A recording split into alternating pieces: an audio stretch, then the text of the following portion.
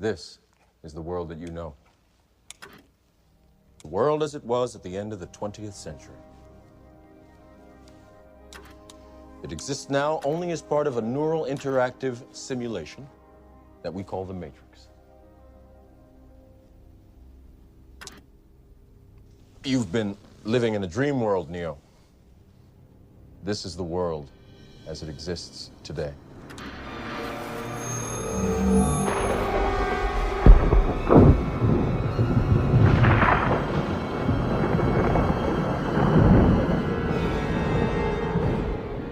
Welcome to a method to the madness. Hello and welcome to our Matrix Quadrilogy series. I'm your host, Mitchie, and joining me as always is Patrick. Hello. And our guest, I don't know, our co-host of sorts, I suppose. We're always doing stuff together. It's David. Hello. I waved like they could see what I was doing. Oh yeah, we don't do video podcasts on our channel. Yeah. No. Well, we do sometimes. Anyhow, today we're doing the Matrix. This is something that the three of us have been pondering for a while. What exactly stemmed this? The new film, right? Which I forget the name of, Matrix. Resurrections. Resurrections, right. I think we have some mixed opinions in this boat on that film, but we'll cover that when we actually get to it, because what we're going to do is that we're going to cover all films, one after the other, very similar to how we did the Daniel Craig James Bond series. So this will be exciting, because The Matrix, this is a true film in the modern zeitgeist. It's like a really important film, I think, especially this first one, which we'll be covering today. Film came out in 1999, directed by the Wachowskis, starring Keanu Reeves, Carrie-Anne Moss, Lawrence Fishburne, and Hugo Weaving.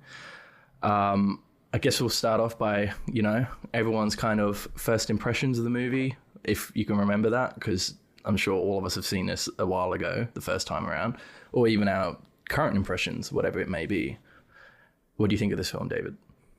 I adore the Matrix trilogy. And you're right. I think the reason why we started doing this is I have the coldest take on the Matrix Resurrections anyone's ever heard, which I will save. I'll do my best not to tip my hat in any particular direction. But what does that mean, coldest take? Like the take that no one likes. Yeah, it's not even hot and interesting. It's just like it's honest and direct in a way that I don't think people on the internet enjoy things being. Okay. Yeah.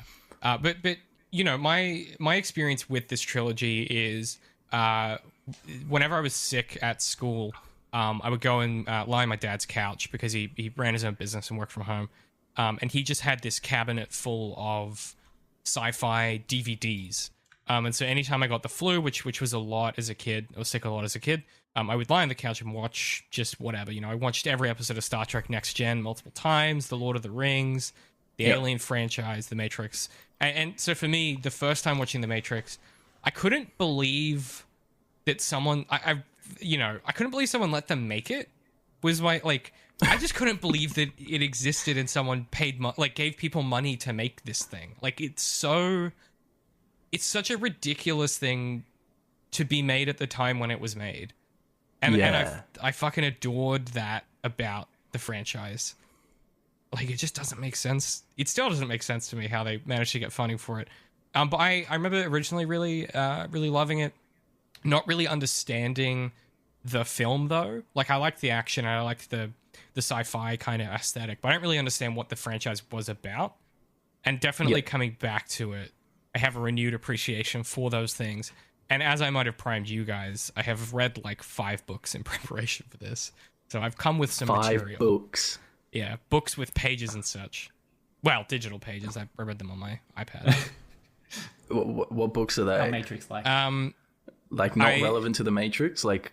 Yeah, well, some I reread some Descartes stuff. I reread some Baudrillard stuff. I reread Simulacra and Simulation, which is in this film, the physical book.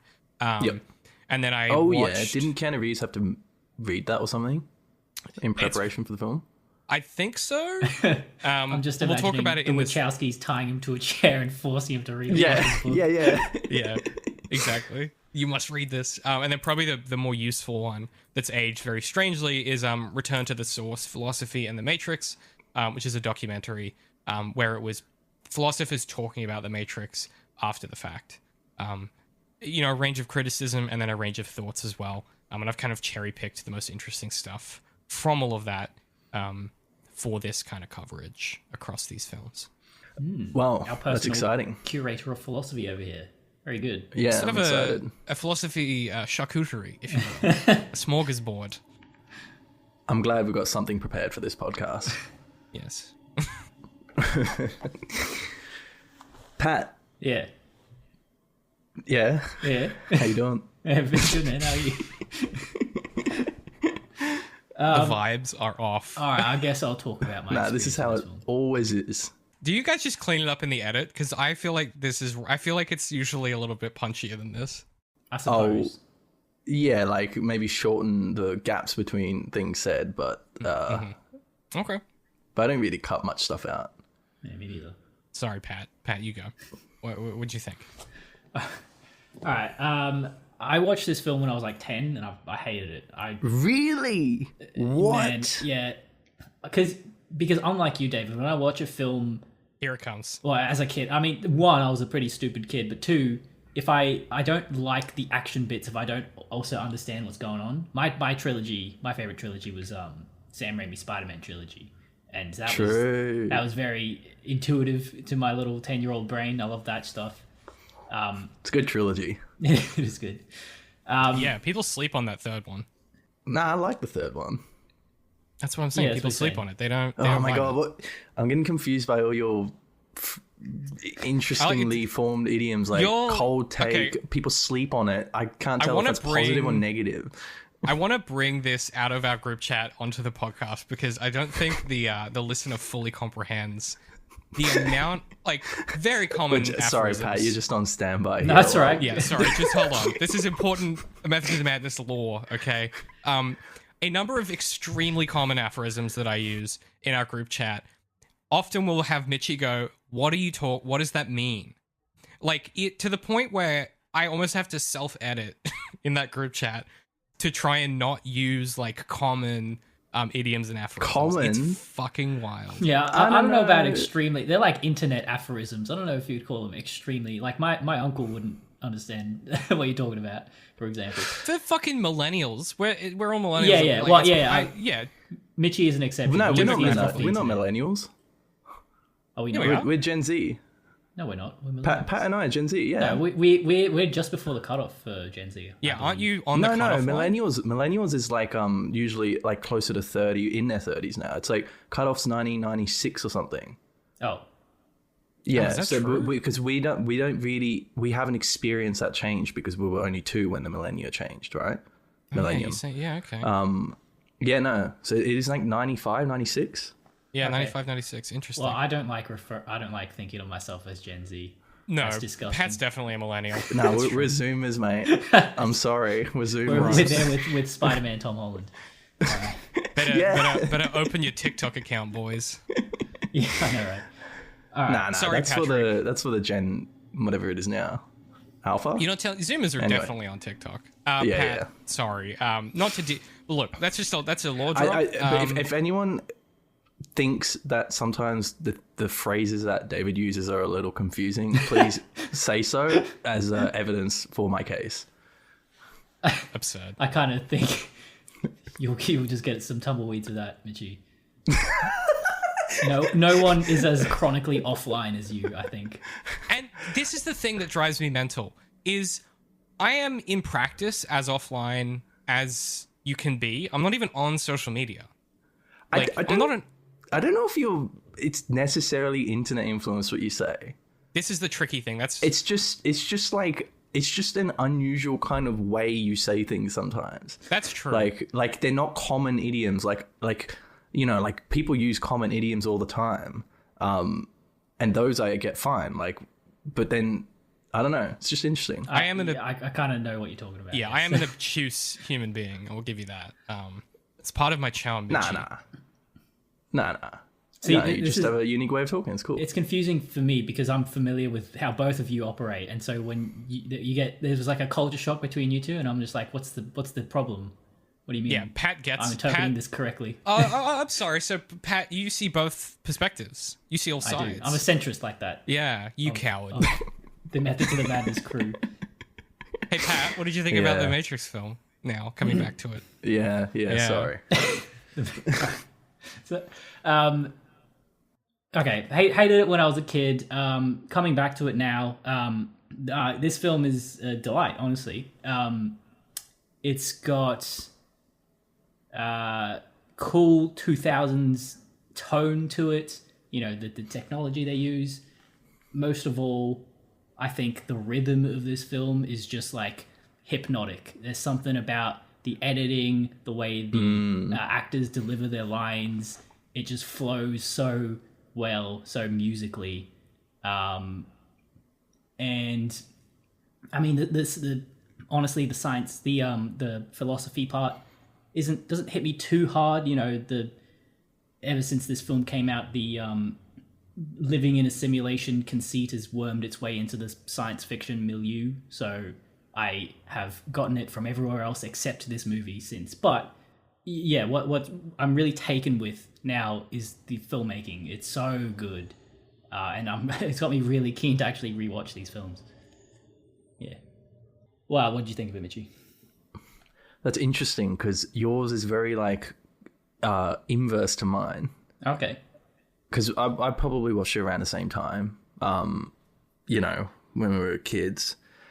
And yeah, my mum and dad just recommended it to me because, you know, we always used to watch movies and I wanted to watch a movie. They're like, yeah, you'd like The Matrix, just watch it. And then I watched it and I was mind blown. Like watching this as a kid and just the fucking like the whole concept of like not, you know, the real world that you exist in may not be real is not something you really ponder as a kid, right? And then to have that kind of given to you in a movie like this just like totally changed everything for me. It's like, wow, like the world can be like that. Like, is it, you know, like the, you know, I guess, you know, for the three of us and probably most adults, is like, it's a pretty familiar concept, like you say. It's especially these days, right? It's like pretty much in most sci-fi things.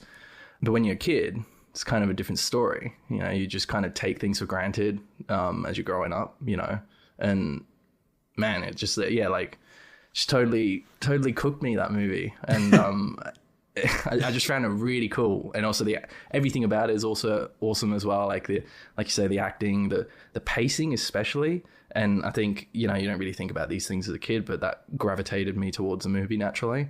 And yeah, I think it's kind of a big part of my childhood, this film, and a big part of kind of the interests I've generated since, like to just be generally kind of, I don't know, like interested in like wacky concepts like that. Think I can attribute it to the film. I'm waiting for a but about you rewatching this. No. Well, what did you think coming back to it? I know I rewatched it again recently, and it's great. I love it. It's like one of those films that doesn't age badly, which is unusual because I feel like a lot of things from like the 2000s don't age very well, like the late 90s to early 2000s. Yeah. But I think that might be kind of a product of our perception of it being 20 years on, but maybe that will change with time. But no, I rewatched it and it's awesome. It's like kind of, it's got such a cool aesthetic to it, and I feel like, yeah, it just still works, you know?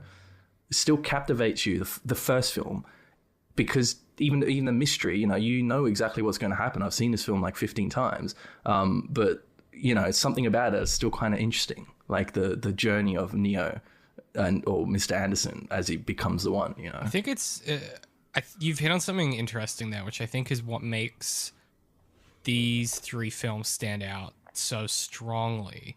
Is the specificity of everything makes them age well, like.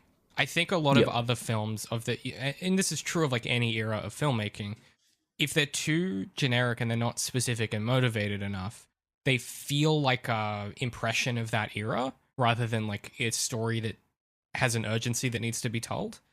And this film has that quality of everything is hyper specific, right? It's not just that phones let you exit the Matrix, it's that landlines that work let you exit the Matrix. like Yeah, detail. I noticed that this time. Yeah, it was the plot is super detailed, like everything about the production as well. It's just it's so interesting rewatching it, and you don't get bored. Like in the mise en scène, there's like things to look at and think about, and like yeah. Yeah, we're also dorks for process, right? Like that's a big part of Better Call Saul and Breaking Bad. And like this is a film that's like all about process, because like the plot is informed by the process of how the Matrix works and how the machines work, right? Like it's just I was thinking about this last night while I was sort of reviewing my notes. I could not have pitched us a film that is more of a Method to the Madness than this film. Like one of the words in your name is method, and this film is all about method. Yeah, suppose. Yeah, I guess it's kind of surprising we haven't done this film yet. Right, which is why I also wanted to do it. Because it's the philosophy film, right? Yeah, it is, but it's also not like watching a Tree of Life or some shit, where it's boring. It's like a philosophical film, but it's also really exciting and just generally awesome for anyone. Yeah, it's even if you're not action. interested in that stuff. Yeah. That's probably why, because I've heard a lot of stories like yours, Mitchie, where it resonates with kids and it opens their mind up to, stuff like, deeper thoughts like that, like what if we are living in a simulation? And that's probably because it has this earworm quality to it, where it blends, the philosophy with the action, with the movement, with the kinesis, and and it does have probably maybe a bit like a transcendental experience for a lot of young people. Yeah, that's a good way to put it. Maybe that's what I had. I had like a mini religious tripped out experience on the Matrix. Yeah. That's how you know Mitchie's not a narcissist, because I've spent my entire life being like, what if I'm the only real person and these are all robots? Like, that's just like, that's how you know. Should we? I didn't know that was a question being thrown around, but I'm glad it's been answered in that fashion. Yep. Shall I read the summary so we can get stuck Yes, the All plot right. summary. It's a bit long. That's okay. It's all right. You're good at reading plot summaries. Thank you. Thomas Anderson, aka Neo, is a computer programmer who moonlights as a hacker. He's intrigued by the elusive figures Morpheus and Trinity. Neo is called by Morpheus at his work, who tries to save him from mysterious authorities, the agents, but fails. Under interrogation, the agents insert a robotic tracking bug into Neo's navel. Neo awakens, believing it all to be a nightmare, until he meets Trinity again. She takes him to Morpheus, and on the way removes the nightmarish robot bug from his abdomen. Morpheus reveals the inscrutable mystery of the Matrix, something that has been nagging at Neo's mind for some time. He gives him the choice of delving further into this mystery in the form of a red and blue pill. Neo decides to do so, taking the red pill, which acts as a catalyst for some sort of process that causes him to leave the current world. He wakes in a pod of gelatinous liquid surrounded by identical pods, all within a harrowing, dystopian world of metal and electricity. He is extracted by Morpheus and his crew and is rehabilitated. Morpheus divulges the truth. In a future world, AI rule, powering themselves with the intrinsic electricity of human beings. The Matrix is a digital universe created to enslave humanity through docility. The humans are unaware of this real world and their purpose. Morpheus and his crew aboard the ship the Nebuchadnezzar are rebels whose goal is to free humanity. They are to do this through the One, a figure prophesied to possess godlike powers that will uproot and reshape the current way of the world. Neo is trained in the ways of the Matrix and is sent to meet the Oracle. The Oracle tells Neo he is not the One, but that Morpheus will nonetheless always believe it with unyielding fervor. Upon returning to the real world, crew member Cypher betrays Morpheus and his crew. Morpheus is captured by the agents in the Matrix. Cypher is stopped before he can kill Neo and Trinity. Neo and Trinity save Morpheus from his interrogation by the agents, who are after information on humanity's home city, Zion. Trinity and Morpheus leave the Matrix, but Neo is left behind to contend with the agents. As Neo is about to escape, he is shot dead.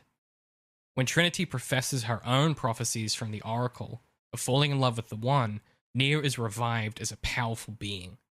he destroys the agent Smith. The movie ends with Neo's warning to the constructors of the Matrix, threatening to unravel everything they have made. Sequel? And he flies at the end too. Yeah. He turns into Jesus. He does Superman. Does Jesus fly?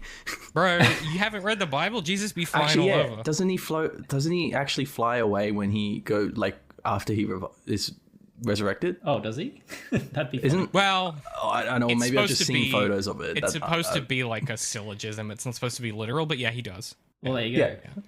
He floats. He literally well, he floats away to heaven. Yeah.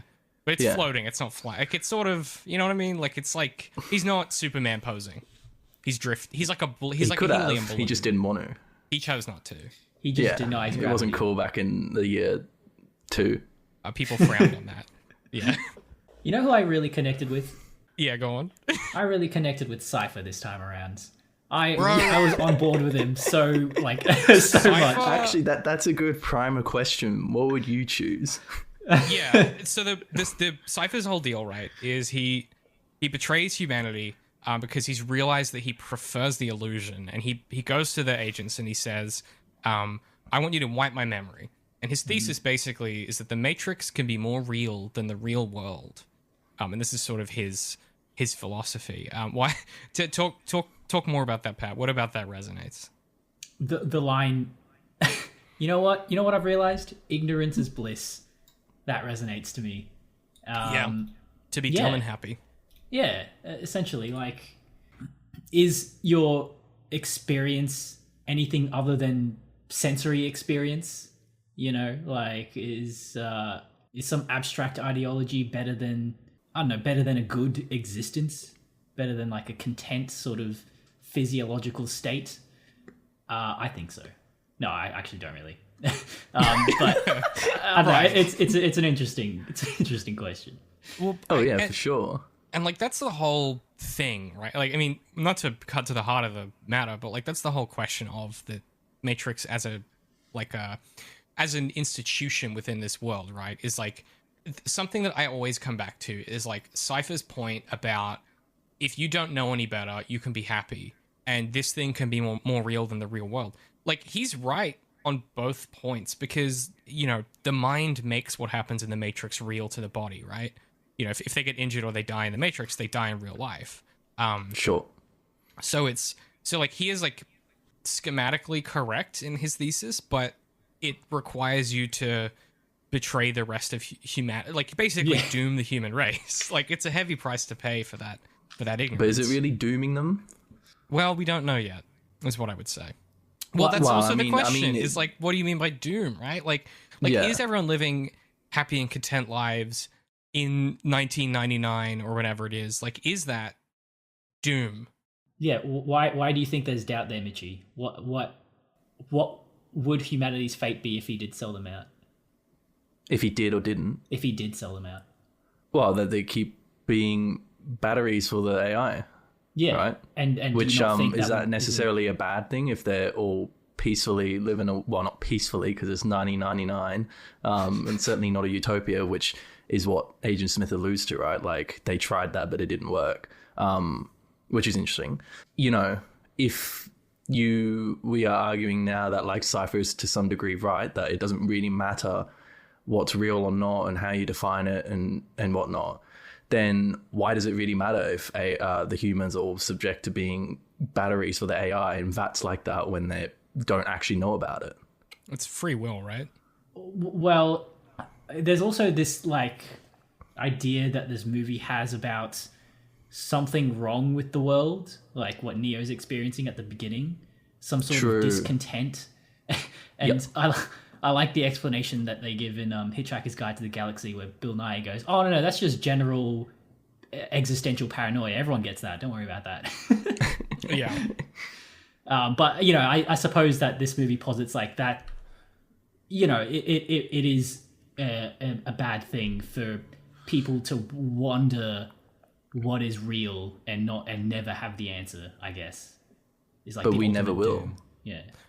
I mean, we can posit that question now and never answer that. We can never truly know. But the point is the pursuit of an answer. The point of science and the scientific endeavor of humanity is there will always be another question, and we will always pursue answering that next question, right? That's why the God of the Gaps argument fails to sort of hold humanity in stasis, right? The God of the Gaps argument is, you split the atom, great. You realize the Big Bang is what created the universe, and someone says, what created the Big Bang? And we go, we don't know yet. And they say, well, that's where God is. And that kind of goalpost moves back the further history goes on of where God comes into the equation. Previously, God created the universe. Okay, well, now we know better. That goalpost moves back, right? There is always this need that humanity has to seek the underlying truth of like reality. And that's what science is there for, is reliable mechanisms to measure that reality, categorize it, and understand it. And like, I think one of the things this film does really well is it puts into practice a lot of philosophy from the 60s, but doesn't quite like... my supposition about The Matrix as like a franchise is that the longer it goes on, the more it explicitly becomes about the philosophy and the less it becomes about the plot. But to your point, right? The film draws a lot on Descartes, who had this idea of methodical doubt. And he has the famous adage, I think, therefore I am. That was Descartes. Which is the notion that we have access to, we only have access to our internal mind, which produces the external world for us. And so the question at the heart of The Matrix is whether the external world is real, or if the external world is merely, as you get parlayed through the film via Cypher, or if the external world is merely our senses being, our internal senses being able to process what's in front of us. And this is where you get Morpheus's thesis of The Matrix, where he says, the Matrix is everywhere. It is all around us, even now in this very room. You can see it when you look out your window, or when you turn on your television. You can feel it when you go to work, when you go to church, when you pay your taxes. It is the whole world that has been pulled over your eyes to blind you from the truth. And the question is, what if our lives are that as well, right? That's kind of what we're driving at. But the point isn't whether or not that's true, whether or not there is something being pulled over your eyes. The point is the pursuit of finding out. Like, that to me is the difference between the ignorance is bliss argument that Cypher has and what Morpheus and his political project are trying to achieve. Mm-hmm. Qualia. What about Qualia? I don't know. Isn't that what we're touching on? Yeah, I suppose. Because that's what we perceive, right? Like, say more on that. I don't know what you. Paint in the context for me. Like you were saying, how it is like what is the world, but what we perceive it to be, and therefore, I guess, how do we know what the real world really is when we have no way of tangibly observing it outside of our own perceptions? Right. And that's I think what Qualia is, and yeah, it's kind of it's like a lot of meshed ideas in my head about it. But like, you know, that thought experiment. What's it called? Some girl in the red apple. Yeah. Like that kind of thing where, you know, there's not really any tangible way to like know things. Plato's cave, right? If you spend your entire life in a cave looking at a reflection on a cave wall because you're chained there, you're not going to know that it's possible to walk outside. It's just impossible for you to know that. But the thing that the Matrix does that I think takes this from kind of a passingly interesting question into the thing that makes it sustained as a philosophical work that people like. I read 2 books that were specifically just people writing books about the Matrix, like as a philosophical vehicle, right? Like that's how much people care about and are interested in this film's or this franchise's ideology about philosophy, right? Yep. I mentioned Descartes before. Baudrillard, who I already mentioned, his book Simulacra and Simulation turns up physically as a book in the film, and it's where this is the brilliant, like the Wachowskis are just on one with this film. So the book itself isn't a book; it's hollowed out, and it's where he stashes his hacks and money. Oh, which that's is genius right. if you know Baudrillard, because you know Baudrillard's whole thing is a commentary on Borges and his idea of the perfect cartographers. Mate, which I can elaborate. You're speaking another language. What are you talking about? Okay. Yeah, it's a lot of names. Okay, so let's start with the person that Baudrillard criticizes. So Baudrillard's the book that Neo has that's hollowed out, right? Yep. Borges is the person that Baudrillard criticizes in Simulacra and Simulation. And Borges writes this essay, and it's a one-sentence essay, so I can just read it to you, which I will do in a sec. But to frame it's a one-sentence essay? Bro, yeah, I it's wish brilliant. could have done that in the Borges past is- day in school and shit. Borges was a genius. It's brilliant. It's chilling and brilliant. And he's talking on the exactitude of science from a philosophical perspective. And he proposes a nation that tries to build the most accurate map of their kingdom, of their nation. And they slowly begin to realize that they have to keep building it larger and larger to get more and more detail. Until they realize that the most accurate map of the territory is the territory itself. And then they build a map that's the size of the territory and the empire collapses. So I'll give you this. Why does the empire collapse? Because they tried to build an exact map of the territory and realized that the only exact map of the territory is a replication of the territory itself. So they just destroyed the territory in an attempt to map it. Correct. Right. And so the point there is that's why we have things like logarithmic scales and representation of things, and it's not all literal, because it becomes unwieldy at a certain point. That's why representation exists. That's why shorthand exists.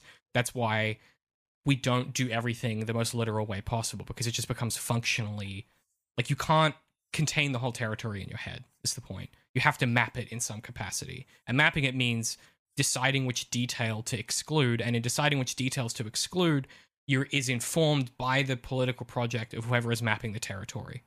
So he's trying to kind of encapsulate the ways in which science, philosophy, geography, and kind of geopolitics are informed by the motivations of the systems that generate them. So let me just give you the essay because it's one sentence. So quote, in that the other piece is that the other layer, which is the whole book thing that I just talked about with Neo. The other layer is that he presents this essay as a quote from a book that doesn't exist. Like it's a fictional author that's writing this in his essay. So he says, quote, in that empire, the craft of cartology attained such perfection that the map of a single province covered the space of an entire city, and the map of the empire itself an entire province. In the course of time, these extensive maps were found somehow wanting, and so the College of Cartographers evolved a map of the empire that was of the same scale as the empire, and that coincided with it point for point. Less attentive to the study of cartography, succeeding generations came to judge a map of such magnitude cumbersome, and, not without irreverence, they abandoned it to the rigors of sun and rain. In the western deserts, tattered fragments of the map are still to be found, sheltering an occasional beast or beggar. In the whole nation, no other relic is left of the discipline of geography. That kind of sounds like a poem. Like it kind of sounds adjacent to Percy Shelley's Ozymandias poem or something. It's similar. These sort of grand ideas presented in this story, fantasy storyteller way. Yeah, that's really cool. Yeah, and the kind of it is. It does, actually. Yeah, Shelley's a really good piece to call on there. And I guess the point about The Matrix is that it's a film about a story where characters in it and the characters being the machines, have tried to map a territory exactly, e.g. The Matrix. And then the storytellers writing the film are trying to map a territory exactly, e.g. the philosophy that it's based on, the desert of the real, as Morpheus puts it. And it's no mistake that in the essay, it's, the line is in the western deserts, right? The desert of the real is a thing that Descartes cares about. And so Borges in this essay is commented on... Fuck it, this is just now it's philosophy 101. So Baudrillard comes in, and he basically says that... So Borges is saying that the empire that remains, absent the cartographer, is the real world. This attempt to produce this exact, match on a scale of magnitude is a failure. And Baudrillard contends that actually it's that reality is actually the desert scraps of the map, not the territory. So he's saying that reality is an attempt to constantly find the territory itself and fail, and instead live in the scraps of the produced map by the cartographers. And so in some ways, Baudrillard, that's what the Matrix is, right? Is reality's out there somewhere. We never have access to it. Instead, we live in the scraps that are generated and mapped by the cartographers themselves, e.g. the machines. So the film is like very literally just putting Baudrillard into practice here. And, you know, the Wachowskis have talked about that in some detail. None of this is groundbreaking, to be honest. But the point, I guess, is to think about the ways in which The Matrix as a film has this weird position to communicate through a mapping of a territory, which is the film and the script, these ideas of mapping and territory and exactitude in science. So, okay, what you were talking about before with like the ambition of, you know, the people who have woken up is to the motivation to figure out, you know, the next truth. I guess that sort of it lines up with Baudrillard's conceit of like the inadequacy of your experience. Right. Yeah, like yeah, I guess that matches up with the motivations of people like Morpheus to not accept that and to find like the truth of, you know, you can actually find the truth of the you can find the territory and not the map, essentially. Yeah. Correct. Yeah. That's And my favorite, I like that. yeah. My favorite thing is that Baudrillard really doesn't like The Matrix. I have this quote from him that I can't verify. It was in one of the documentaries. I can't find anywhere that proves he said this, so this could be complete nonsense. Oh, wait. This guy's like contemporary. Yeah. Oh, shit. Okay. Yeah. I thought we were talking about like 400-year-old philosophers. No, he's not like Platonic era. He's like, as I said, 60s era, right? He's contemporary. Right. So this is Baudrillard on The Matrix. Again, disclaimer, this could be a horseshit quote. I can't find a source on it. So quote, the most embarrassing part of the film is that the new problem posed by simulation is confused with its classical Platonic treatment. The Matrix is surely the kind of film about the Matrix that the Matrix would have been able to produce. End quote. About the Matrix that the Matrix would have been able to produce. It fucked me up for days. His point is that it doesn't fully understand the philosophy that it's talking about, and so it feels more like a film that would be made in the Matrix because it doesn't have full access to the idea. Like, it's just all sketches. Right. It's like the map of the actual film. Correct. It's the map like rather than the territory. Right? Yeah. That's really does your head in after a while. Yeah. Yeah. But like, what would the actual film be like? The fourth Matrix film. Oh. The fourth Matrix film. He doesn't like that's that anything. That, to be my honest. galaxy brain take on the Matrix is that the closer they come to doing exactly what Baudrillard would want, which is completely mapping the territory one-to-one of what the thing is trying to achieve, the less good the films become. Because in my opinion, and I'm gonna hang some stuff throughout this coverage on this idea. In my opinion, the fourth Matrix film is the embodiment of everything the franchise was trying to achieve, but in doing so and not wanting to exist, because there's a lot of backstory there. Basically, like, the Wachowskis didn't want to make it. And Warner Brothers were like, you have to or we'll replace you. And so that's why Lana kind of stepped up and did it. And that, to me, is the best representation of what Baudrillard is talking about, which is that film exactly maps the fragments of the territory from the previous Matrix films into a territory. And it, yeah, that's my, anyway. Okay. Wait, is this fella still alive? I don't think so. Oh, what a shame. He could have watched it. Yeah, he was old.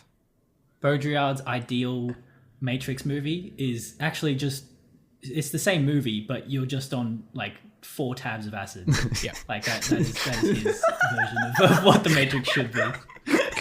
Correct. Everyone's dream, Pat. I don't know about that. I reckon that's if you experience that, the experience you would have is exactly what Baudrillard is trying to communicate, I think. But it has to be your first time watching it.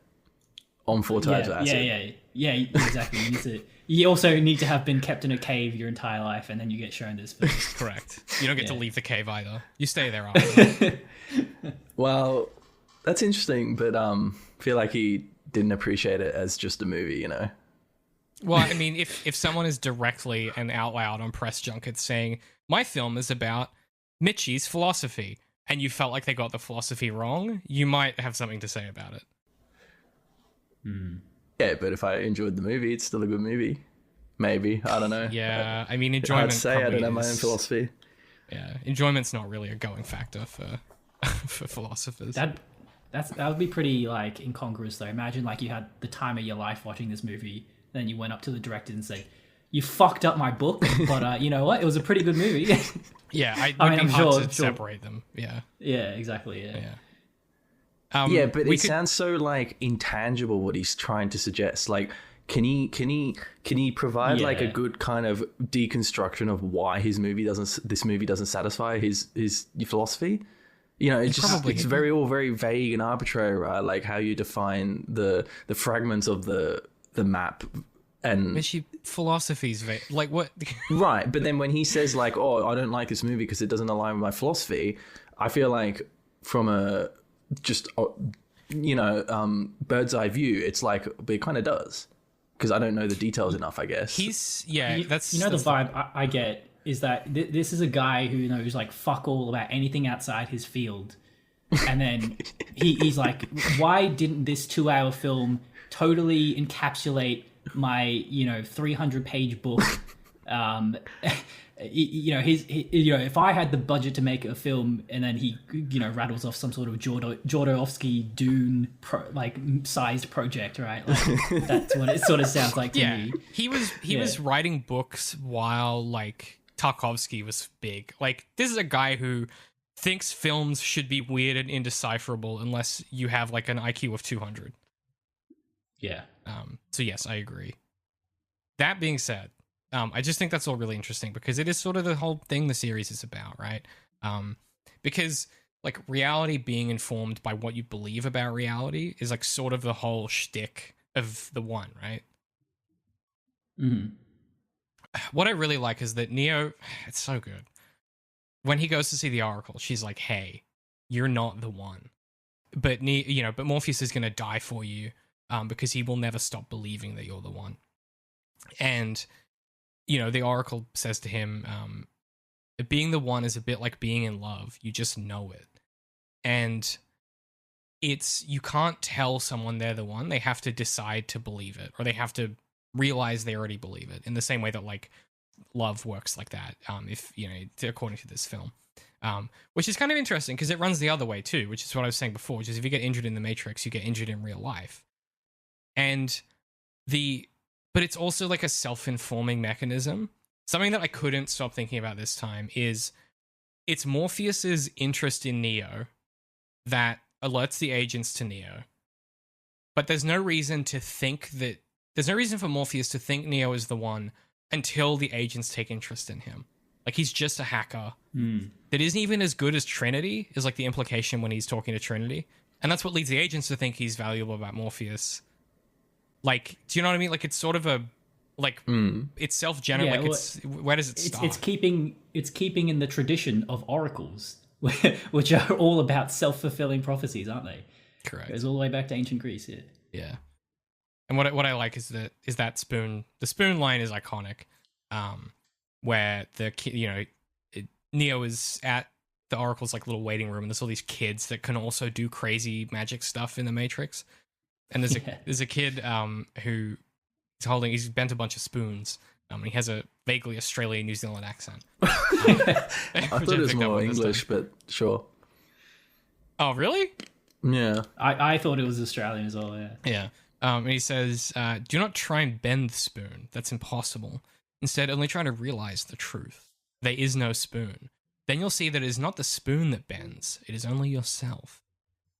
Right? Like, Morpheus's conviction in Neo is so unwavering that it makes it true.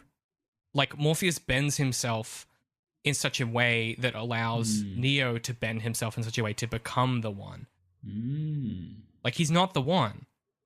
Do you know what I mean? Like, it's Not yet. It's not well, but like, Or was he the whole time? Is he ever? Like, this is the thing that fucks me up. Is like, is he ever? Or like, if you just believe you're the one, can you do all of this? Well, Like, I don't if know. we go by the plot of the second movie, he kind of is, isn't he? But he's not that special. He's not the only one. Correct. Yeah. And that's sort of the interesting thing, is it's like, it's about conviction and belief, and not about the not about material from the territory proving a thing is true. It's about knowing something is true. Makes your head hurt a bit. Yeah. I guess there's a line throughout the film that's like about reshaping your experiences to be true. You know, that's Cypher's whole thing, and that's the case with the prophecy. So everyone has this conviction that this plot will go about as they think it will, and it does. Right. Yeah. And that kind of recursive, like, self-generating thing is also the same thing that happens when the agents edit the Matrix, right? Like, the whole idea of, like, deja vu is like a glitch in the Matrix. That means they've changed something. In order to change something, you have to repeat a cycle somewhere.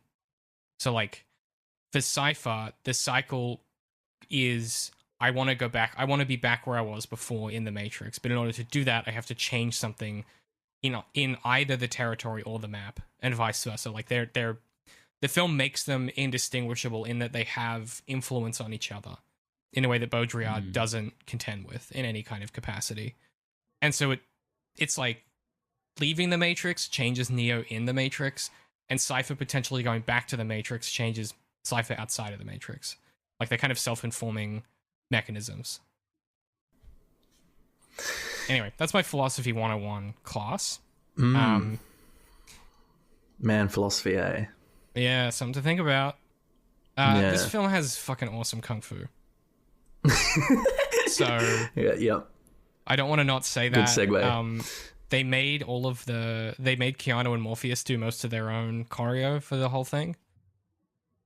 Same with Carrie-Anne Moss. Except Carrie-Anne Moss. No, and her. Okay, yeah. I was specifically thinking of the dojo fight where they just learn the whole thing.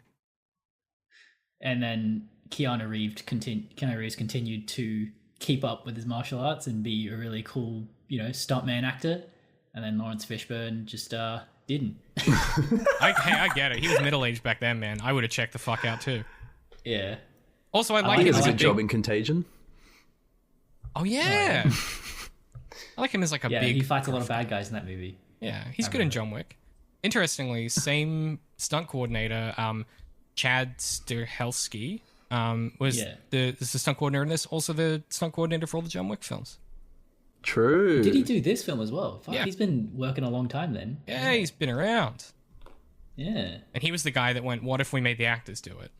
And Keanu Reeves was just down for it. He was here for it.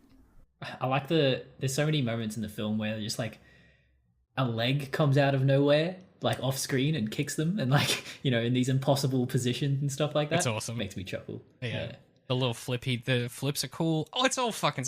The opening actions... You were talking about rhythm before, Pat. The opening action scene with Trinity, where it's like...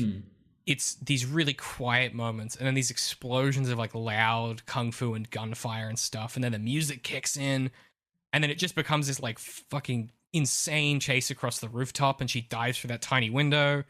Then she's like whispering to herself. Like, the rhythm of this film is just so breathtaking, like you were saying. It's good, eh? Yeah. And everything that comes out of Hugo Weaving's mouth is just like delicious to your ears. And because he's like, I've noticed this as well, that whenever I try to do an American accent, my cheeks kind of collapse in a bit, and my mouth gets a bit puckered, and I can see him doing that. And he's got that quality about his mouth. You notice, haven't you? Yeah. Yeah. Because he's not American. Yeah, he's Australian. Yeah. Yeah, no, he's really good, and he's fucking iconic. just as iconic as Neo, which I guess is It's impressive. a symbol of a good story, you know. I also really like the bullets. What do you mean? I like it. Like one aspect of the action I really like is how like punchy the bullet damage is on shit, which They it's just interesting. explode shit. Yeah, they do, and I don't know if it's true or not, but apparently, like I've heard that it's kind of like realistic. Yeah, I haven't shot many things like concrete walls and stuff, but the scene in the security area at the bottom of the building in the lobby, and the SWAT people come out and they shoot everything up, and just like the big concrete columns are actually getting chunked apart by the bullets, right? But in a lot of movies, bullets hit walls and you just see a hole. I've heard that, it's like quite a interesting, realistic portrayal of how bullets work in terms of ballistic damage, but don't know if that's true or not, but it feels that way. I'm not a gun guy, okay, disclaimer, but Darth lives in Texas, and so I get a lot of gun information on a regular basis. My understanding is the reason that's the case, particularly in that scene, is Trinity and Neo know that they are going to face off with a bunch of people in armored, like, flak jacket vests. And so typically rounds that you would use to injure civilians or shoot at soft targets are hollow points, and they're designed to penetrate something very small and split and do maximum damage. Hollow points? Yeah, that's so they're illegal.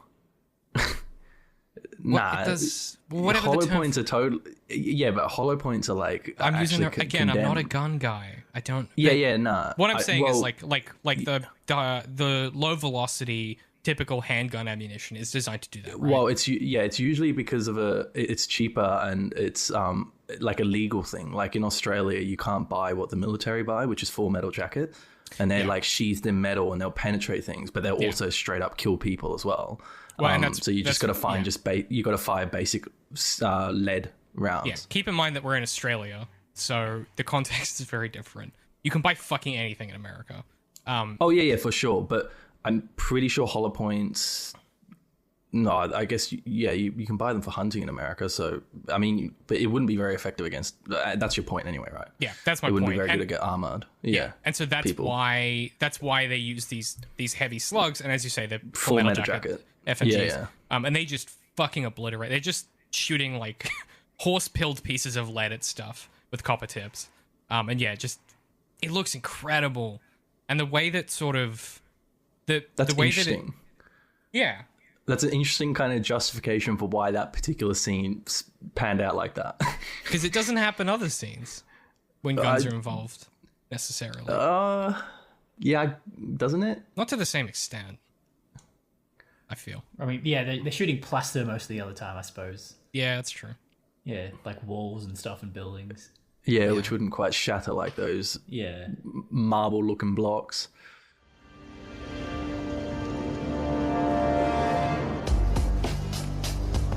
The Matrix is a system, Neo. That system is our enemy. But when you're inside, you look around, what do you see? Businessmen, teachers, lawyers, carpenters, the very minds of the people we are trying to save. But until we do, these people are still a part of that system, and that makes them our enemy. You have to understand, most of these people are not ready to be unplugged. And many of them are so inert, so hopelessly dependent on the system, that they will fight to protect it. Were you listening to me, Neo? Or were you looking at the woman in the red dress? I was. Look again. Freeze it.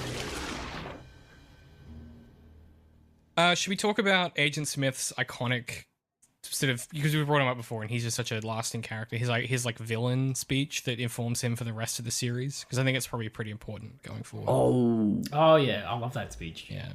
Do you want me to give it to you and then we can have thoughts and feelings?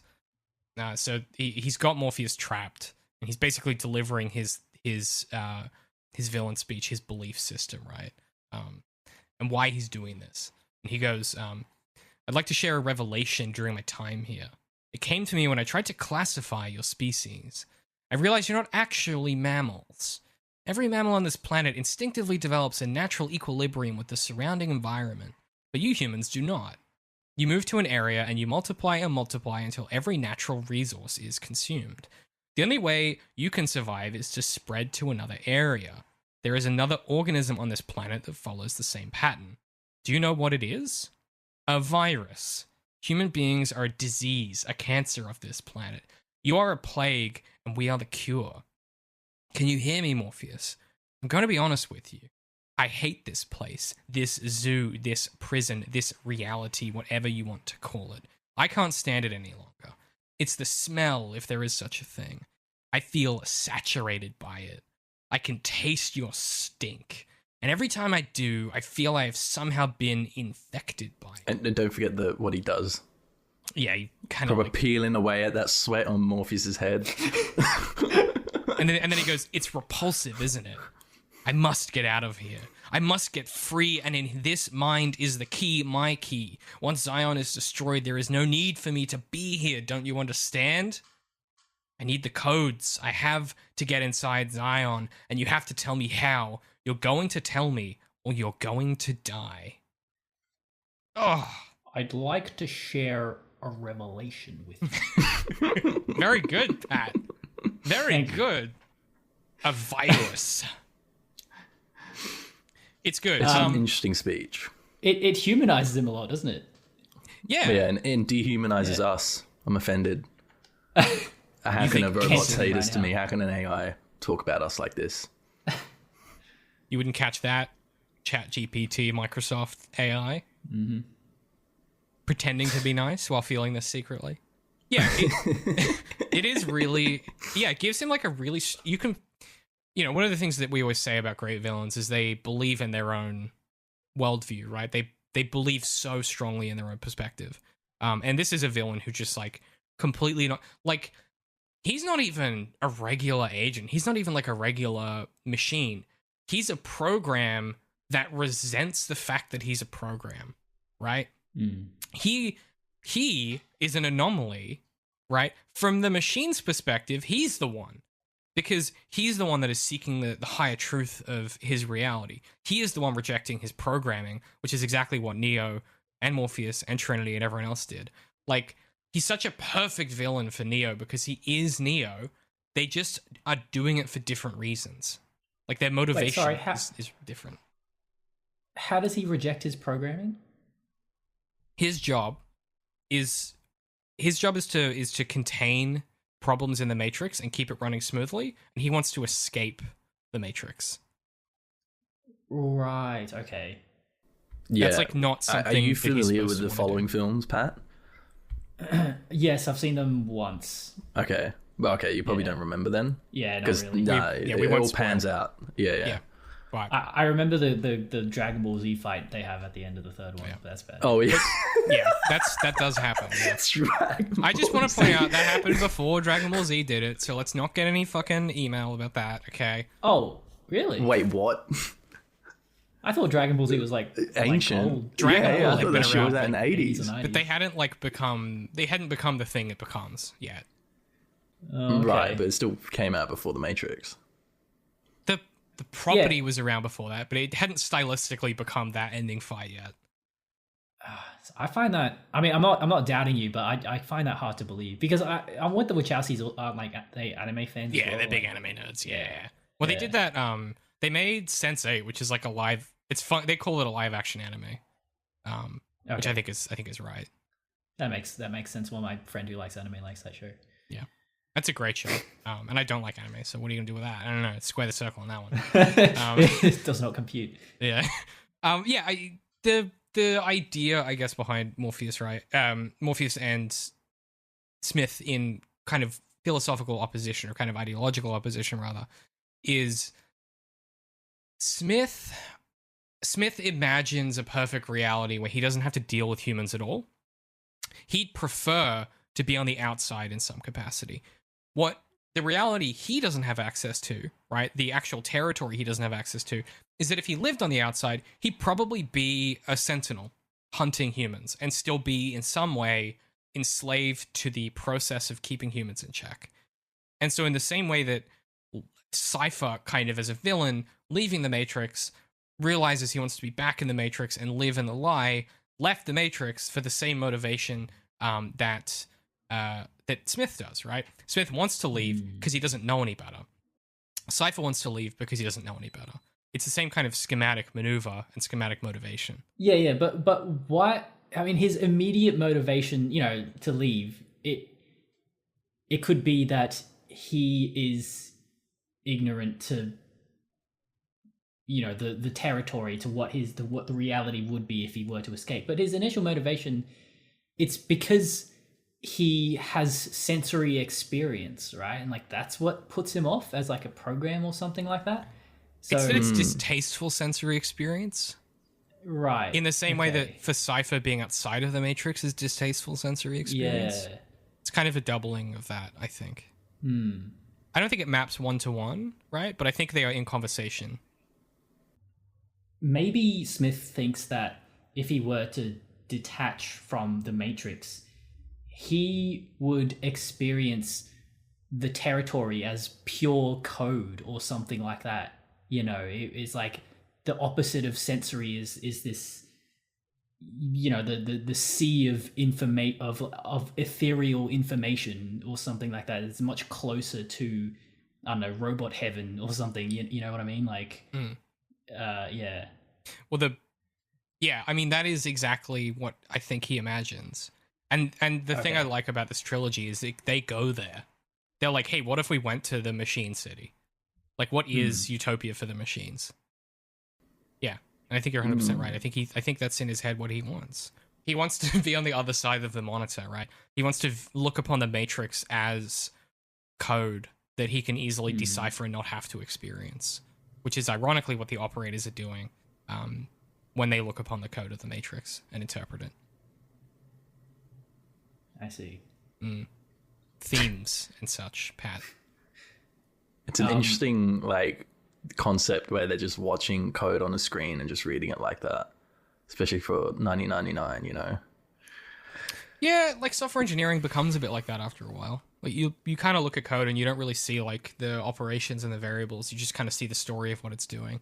Obviously, it literalizes it more, but yeah. Like That's it's running down the screen and it's just pointing to stuff. But that's definitely random that's my Japanese characters in it. Yeah, that's my experience programming. Is like after a certain while, you stop seeing a particular piece of code and you just sort of, it becomes it goes for anything, right? Like learning a language. Yeah, it becomes intuitive. What if we were on a crew of a hovercraft, what would our roles be? Do you think? Do you know what I mean? It's a good question, isn't it? I mean, you'd be the guy in the chair. Yep. The guy in the chair. Yeah. The operator. Yeah, the operator. Yeah, 100%. Yeah, I think Pat, you'd be like the heavy, unassuming guy that we send in. Like, I mean, heavy isn't like you do a lot of damage real quick, but we'd use you infrequently because we wouldn't want them to know about you. And you, right, you're relating me to the scrawny little guy, who talks Mouse. That's Mouse. Yeah, I was thinking like Trinity. Oh, Trinity. Oh, okay, yeah. Like they, an underlying thing that takes a while to pick up on is like they kind of bring her out of Matrix retirement to do this. Like Morpheus kind of brings her out of her, like before this film, she's kind of not in the Matrix very much. Retirement. Yeah, well, because she's a noir detective. Yeah, literally, because the comment that she says to one of the absolute chilling, it gives me like actual goosebumps, is when they're in the club, and she goes, what is the question? And he goes, what is the Matrix? It literally gives me goosebumps every time. In that moment, he says, oh, you're a hacker, blah, blah, blah, back then. And she goes, that was a long time ago. So the supposition of the film is that she doesn't really go back into the Matrix so much now. Right. So I think you'd be the Trinity of the group, the kind of person that gets it done. I don't know about Mitchie. Very good. Is Mitchie's obviously the father of the group. You think he's Morpheus? No. I don't know about that. I don't know. You're a muscle. You're the guy who gets fried, Mitchie. Oh, you're Tank. Yeah, 100%. Yeah, Tank. Yeah. But that's basically what you are, Pat. No, he's like the precision operator. You're like right, the, you said he was a blunt force high weapon. damage guy. Yeah, he's a glass cannon. He's high damage, but he can't take a hit. You do. Okay. You have sustained DPS and high health. Okay. Yep. Yeah. I don't know where this conversation's leading. for when it's advertisement for our our deck building AMTTM deck building game. Yeah, when I somehow convince you guys to do like a tabletop role playing game. David is fucking our Morpheus, bro. We're about to break out, and he's helping us get out. That is true. That is true. You're playing that role right now. I'm that kid. There you go. Helping us expand our minds, helping us believe. Where's the red pill? You know what? Where's the red pill, baby? This one though, it's gonna give you diarrhea. It will open your mind, but you will want to wear a diaper. So. That's. Hang on, we didn't answer the question before. What would you choose? What do you mean? What role? What would you choose? Red pill, the blue pill? Yeah. Oh, the red pill or the blue pill? Yeah, I guess it's difficult. Like, do you know or not beforehand? I guess is a critical assumption to make. But I don't know. Let's say you don't. Yeah, it's tricky because like my entire life, the second I was conscious, I had the red pill already. Like, I didn't really have a moment of ignorance just because of the nature of my childhood. So it's hard for me to say without already knowing that that's been my entire life. Yeah, but that's a difficult thing to say, though, isn't it? Because you never know. Is the implication that there's a Zion out there? Like, is the real world like the Matrix world? Is it desolate and defunct? I think the question is, would you... You don't know. Do you mean the real world now, Pat? Yes, it is desolate and defunct. The... Reality's gone downhill quick. I think the question is, would you rather be happy and ignorant or know the truth and suffer? Yeah, see, I joke a lot about wanting ignorance, but I think I would want the truth, honestly. Yeah, I prefer being... Yeah, but what if it's miserable? It is miserable. Yeah, that's all right. How's that different to now? Yeah, I mean, jealous of stupid and dumb, but I always would take smart and unhappy.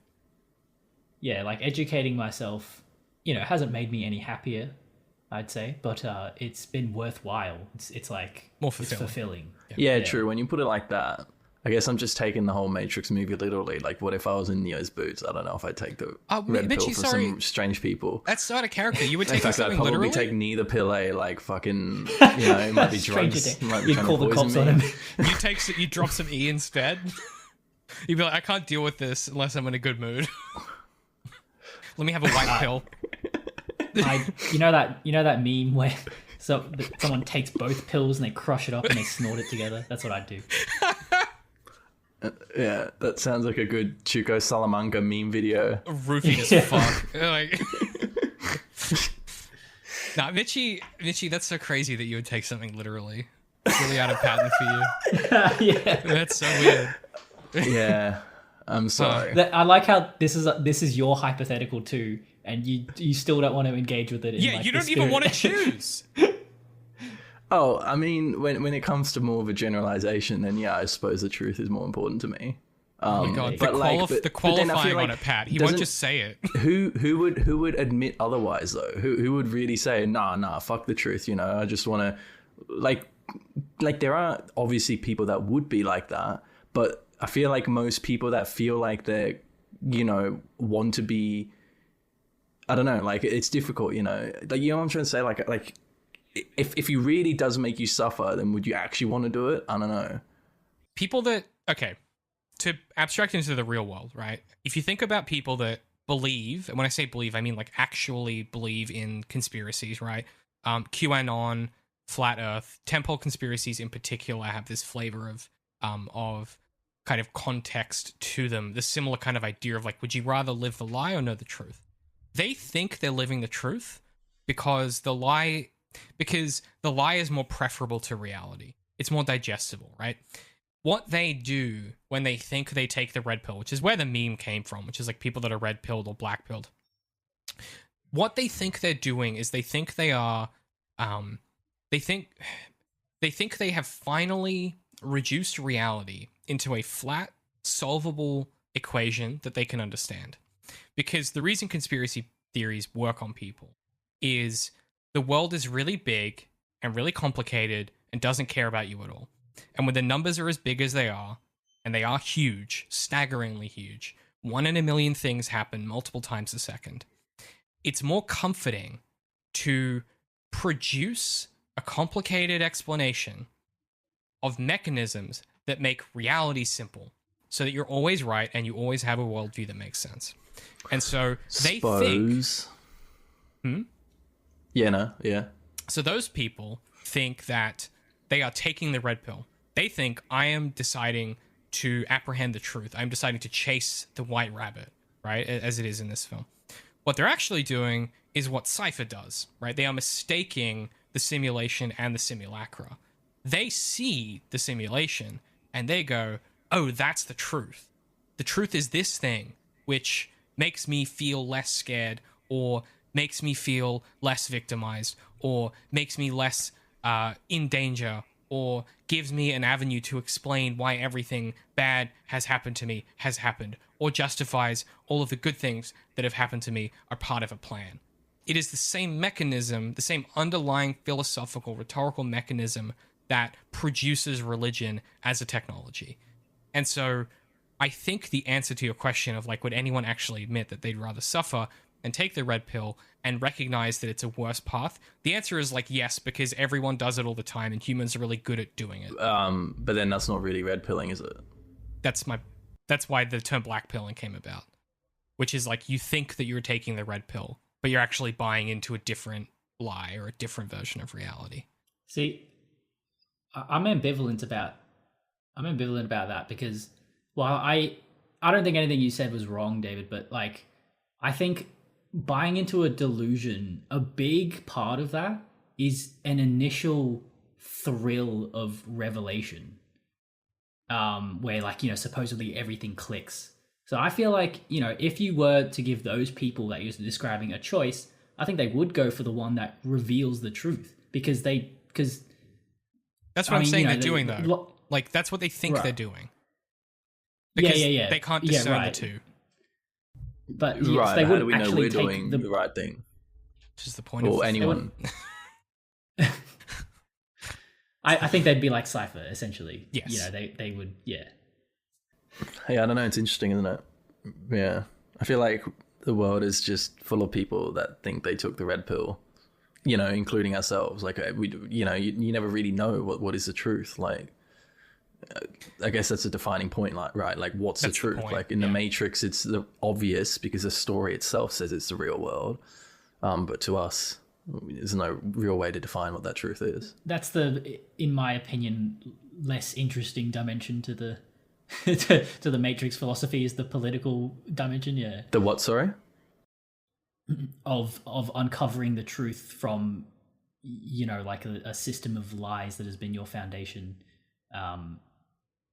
You know, we've been talking about it in a very metaphysical way, but there's also a million other interpretations of the Matrix where it's like, oh, it's about, I don't know, it's about one political party that is, you know, that is seeded a ubiquitous agenda that is, you know, right, perniciously affected our lives, and we don't even know it, and, you know, yeah. I feel like you could generalize the plot of the Matrix a little further, I guess. Like, I don't know. Like, going back to that speech with Smith, how he talks about, like, just generally negatively about humanity, right? Not pertaining to any particular period of humanity's history. Just, like, in general, he's very pessimistic about human nature. Yeah. Yeah, and how we're the viruses. Yeah, and other mammals aren't so much. Yeah, it's interesting. Like, in general, there just seems to be some sort of, like, subtext in the film about just how shitty humans can be, I guess. But well, and their ship is the Nebuchadnezzar, who was the person who destroyed the kingdom of Judah. So there you go. The kingdom of Judah. What's that? Jerusalem. It's like where the Jews originally came from. Isn't it ironic when where the Nebuchadnezzar resides and its home port is Zion? Yeah, I know, that is ironic. It's like sort of incongruous. Like, it doesn't make a lot of sense. It's just ancient history stuff meddled together. Right, because the map of the territory is degraded so significantly that it's just impressions of what the territory used to be. Mm-hmm. Mm-hmm. Like, the world, they're and, you know, Morpheus even doesn't know. They don't even know what year it is. Right? Yeah. Like, everything is degraded. And yeah, I mean, like, to to circle and to square the circle, and I guess what we've just been talking about, I think the underlying question this film posits and goes, hey, this is what the story is going to be about, buckle up, is like this question of, is humanity breaking out of the Matrix and reclaiming the territory itself, which, as we've discussed, Borges and Baudrillard have different opinions on what the actual territory means. You know, is that like a good thing for humanity, right? To Mitchie's point, what's wrong with just like, you know, eating a good steak and drinking a glass of red wine and having a cigar? Because I'll be fucking honest, guys. I love steak, I love cigars, and I love red wine, right? Wait, was that my point? That was your point earlier about Cypher, and that he had a pretty compelling, you know, living in ignorance is bliss. No, that was Pat's point. Was that Pat's point? Yeah. Sometimes I get the Method Boys confused. I apologize. We've been talking for a minute. I got myself mixed up. But yeah, You got that madness in you. I got that. Patrick, I got a method to my madness though, because I'm going somewhere with this. Sorry, continue. Do you guys ever say? I'm disappointed, and I don't want to put you guys on blast, but I'm disappointed that, much like a film or a TV show where they say the name of the thing, that every episode you don't make an effort to work in the name of the show into a sentence like that. I mean, it happens sometimes. It's happened once. More like When a it strikes pun, me. but yeah. Yeah. I mean, I'm not going to force it in. I'd like you to force it in, is what I'm saying. Okay. Yeah. All right. Pause on that. Clip that. Clip that. Clip that. Reddit.com /cancelled. Oh, God. Oh, dear me.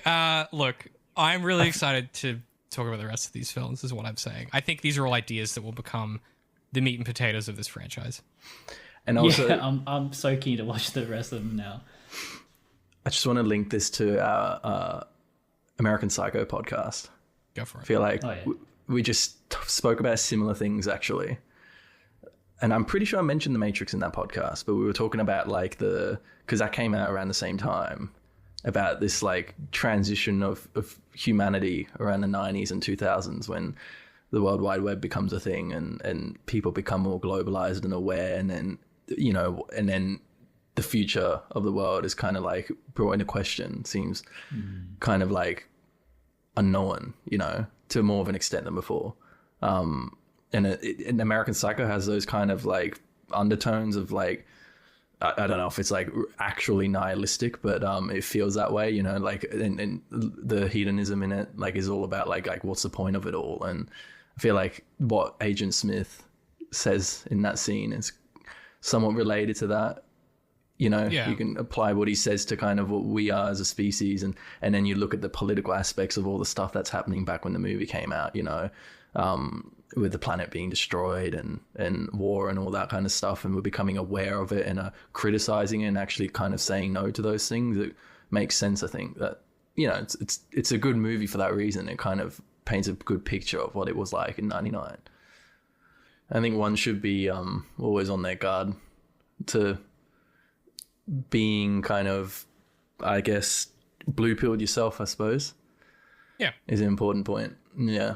That's the lesson is I think like you guys are like an after school show. Like, what's the moral of this episode? I think the takeaway from this film is like, believe things strongly and fiercely, and be willing to have your opinion challenged, you know, be wrong gracefully. Yes, that latter point's important. Yeah. Anyway, should we wrap up? Yeah, probably. Yeah. Wait, one thing. Have you guys ever lucid dreamt before? Yeah. No. Yeah. No? Yeah, I have. What? Oh, right. David has, I haven't. Yeah. All right. Why? No, it's just... Felt like you were going somewhere with that. Yeah, I am. In the movie, it's like, I think Morpheus is one of his line is, how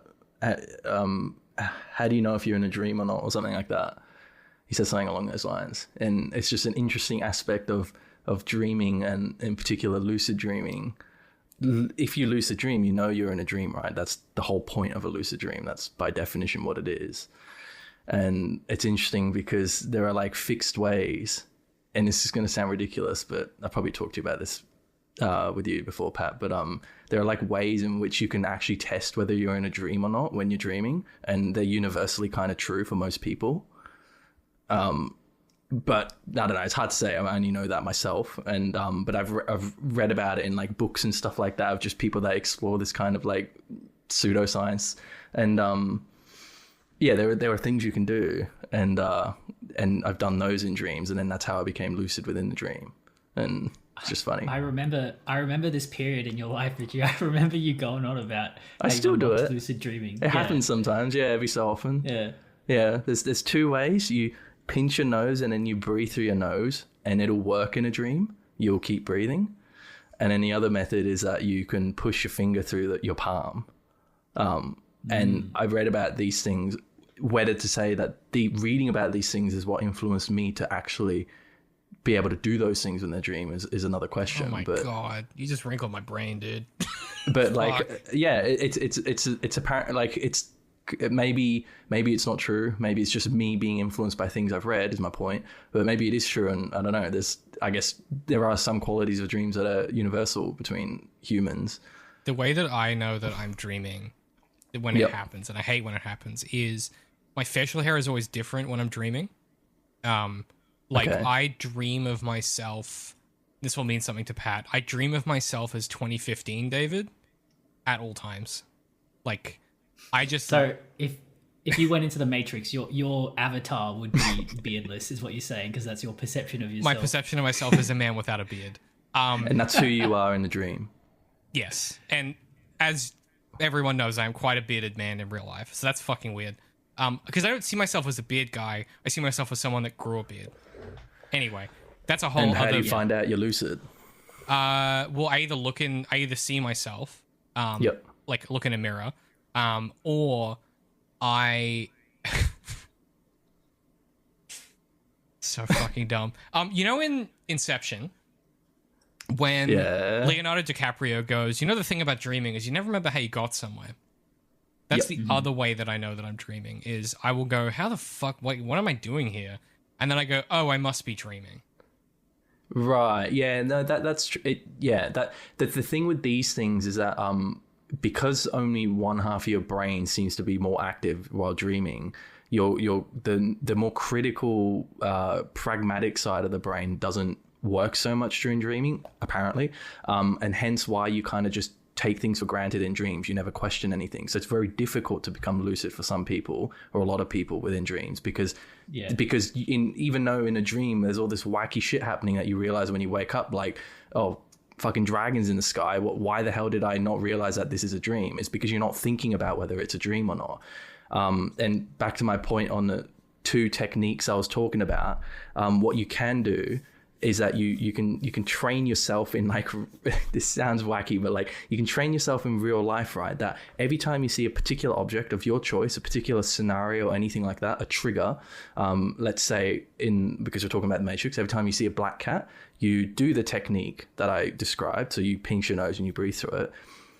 It'll trigger you on a subconscious level to do that within a dream if a black cat happens to arise in the dream. And therefore, then you naturally do the lucid dream test. And because you suddenly breathe through your nose, even though your nose is pinched, and you've been doing that all the time in real life and it never works, you suddenly become lucid. Because that revelation hits you. So it's like the top from Inception. Yeah. Yeah, legit. Yeah, true. That's crazy.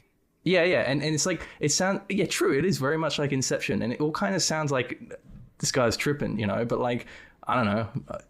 No, I get it. I've done it. Like, and obviously that's only my experience, but like, it's interesting. Like, dreaming is like, I guess a lot of people don't really care about dreaming. It's just a thing that happens. But for me, it's a very profound experience that I have day to day. Like, I have a dream diary and stuff. So, yeah. Interesting.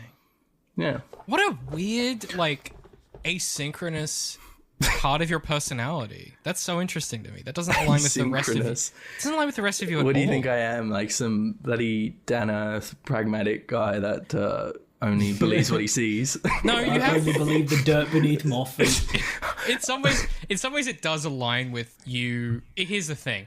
It's asynchronous in that it disrupts the rest of my understanding of you, but also I can pretty easily slot it in, which is like, you're a very literal guy. So if it happened to you, you're like, oh, I should explore this and figure out why and what it means. Yeah. You know what I mean? Like, Yeah. I can square the circle on it. It just is surprising to me. That's the kind of, like, arty-farty nonsense that I deal with. It doesn't seem like a Mitchy Square the territory. circle on it. Yeah, I don't know. I think my literariness is like, I don't know. I'm just not very good with metaphors. I Right, don't know why. yeah. Anyway, all to say, it's so fitting that we're talking about this with The Matrix.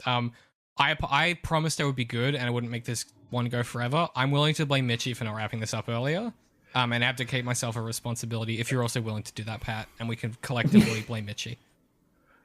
No, I'm not placing blame anywhere. Coward. Coward. Can you believe Pat made a choice then to make me look like a fucking villain, and it was a choice. And Yeah. If I Well, you're the one that decided to play the game of blame, so if I do nothing and then people call you a villain, is that, I feel like there's something there. There's something there beyond my control. all right. We got to wrap up. Well, given that we're wrapping up and I'm hosting, and the host never has to do the plug, Pat, can you plug us? If you like this sort of content, if you want to listen to more of us, you can find us on YouTube, Spotify, SoundCloud, Apple Podcasts, and Stitcher. We're called, if you're listening to this podcast, you probably know what we're called. Just search up A Method to the Madness podcast. We also have a website, amttm.com. You can find our socials and episodes from there. And I'll pass it over to you, David, to plug your stuff. Sure. You'll kind of, our audience crossover is a Venn diagram that's a circle, basically.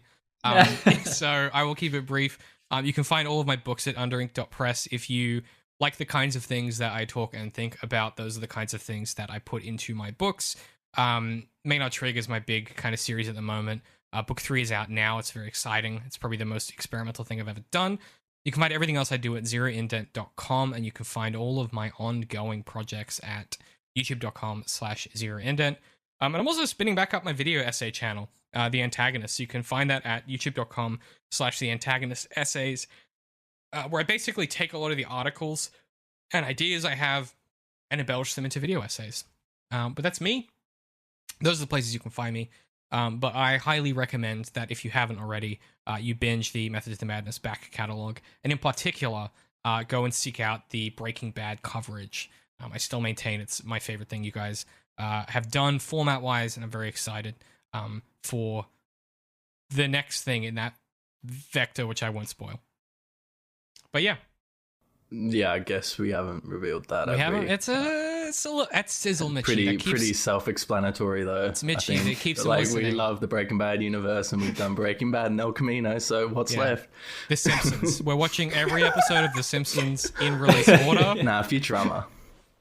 We're watching every episode of The We're more Simpsons and then Futurama people. Futurama in release order. It will take us about 15 years, but we're very excited about it. Anyway, next time we'll be covering believe it or not, the second film to the Matrix, Quadrilogy now. That's The Matrix Reloaded.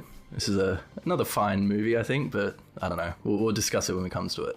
So I won't delve into it now. Thank you very much for listening. Thank you for listening to us ramble on about the first Matrix film. And thank you, David, for joining us. My pleasure. You know, you're not a guest anymore. You're part of us now, so... You're part of the AMTTM family. Yeah, Thank which means that you. I don't have to be nice to you anymore. Great. Cool. Politeness is out the window. Can I sizzle? And you can put this in at the top or at the end, or you can cut it. It's up to you. Next episode, I will reveal my personal Keanu Reeves anecdote. Okay. Well, stay Sizzle. tuned for that. Yeah, stay tuned for that. Subscribe, like, comment, bell icon. Anyway, thank you very much for listening, and we'll see you next time. Bye. See you later.